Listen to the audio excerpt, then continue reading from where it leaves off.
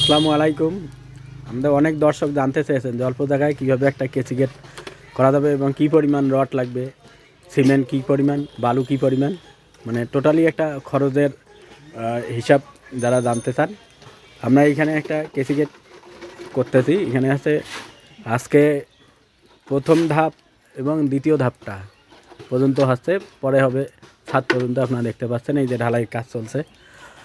এখানে আমাদের এইখানে প্রথম ধাপ থেকে পিলার পর্যন্ত আছে 10 ফুট এবং উপরে চকিটা আছে 6 ফুট আছে, নিচে একটা চকি হবে 3 ফুট। এইখানে সর্বমোট রড লেগেছে 120 কেজি, আর সিমেন্ট 8 বস্তা, বালু 20 সিফটি। এরপর হচ্ছে যে আপনার কাঠ এবং বাঁশ কিছু লাগবে। সেটা হচ্ছে যে আপনার এই অল্প খরচে অল্প জায়গায় আছে সুন্দরভাবে সিঁড়ি তৈরি করতে পারবেন। এবং সিঁড়িটা মাশাআল্লাহ দেখা যাচ্ছে, একটু হাইট বেশি হইলেও আর কি ভালো দেখা যাচ্ছে। ধন্যবাদ।